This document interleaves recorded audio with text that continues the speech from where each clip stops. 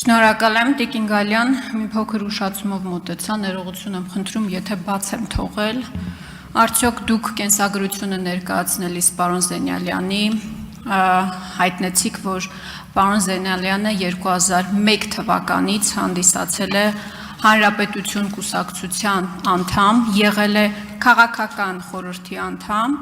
Այս կուսակցությունը հիմա կոալիցիա է կազմում Երևանի ավագանու ընտրություններում։ Պարոն Զենյալյանը Նիկոլ Փաշինյանի կառավարման ժամանակ եղել է նաև արդարադատության նախարար։ Սահմանադրության 164-րդ հոդվածի 7-րդ կետն ասում է, որ դատավորը չի կարող զբաղվել ակտիվ քաղաքական գործունեությամբ։ Այո, մի քանի օր առաջ բավարարելով օրենքի համապատասխան պահանջը պարոն Զենյալյանը դուրս է եկել Հանրապետություն կուսակցությունից, բայց փաստորեն 25 տարի ակտիվ քաղաքական գործունեությամբ հանդես եկել եւ մեկ անգամ չէ, որ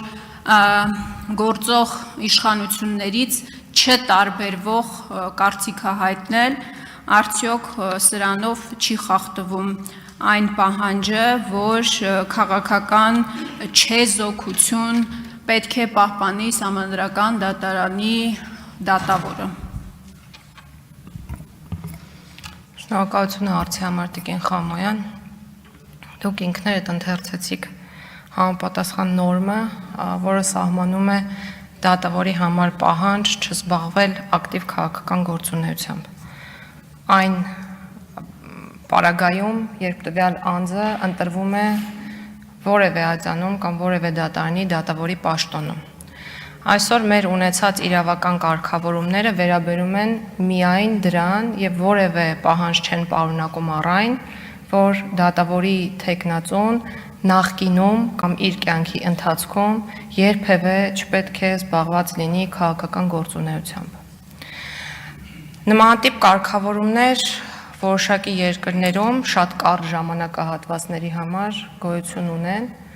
կոչվում են cooling off period, այդ համատեքստում, մեկնաբանման ենթակա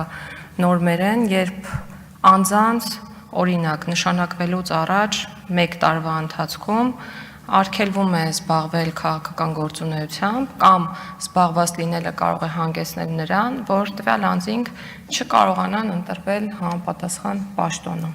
Բայց ներկա պահի դրությամբ մենք նմանատիպ կարգավորումներ մեր օրենսդրության շրջանակներում, այդ թվում Սահմանադրության մեջ եւս չունենք, եւ ես կարծում եմ, որ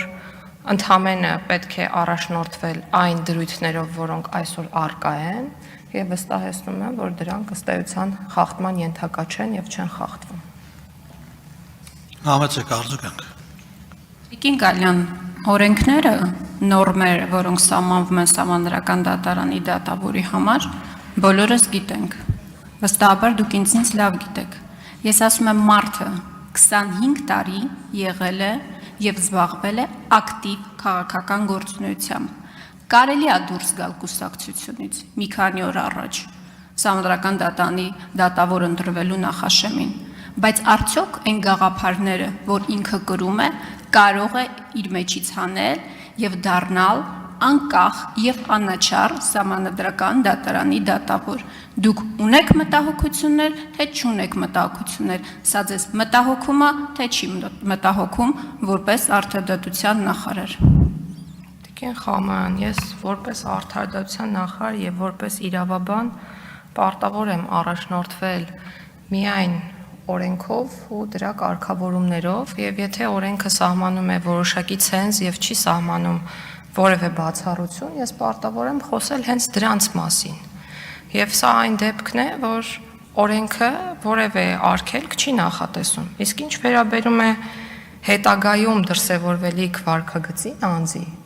ապա դրա պատասխանը եւս կա օրենքում, որովհետեւ տվյալ պաշտոնում նշանակվող անձը պետք է լինի ապաքաղաքական եւ առաջնորդվի միայն օրենքով, զերծ մնա անհամատեղելիության պահանջների խախտումից, զերծ մնա շահերի հնարավոր բախումներից եւ այլն, այսինքն այն ամենից,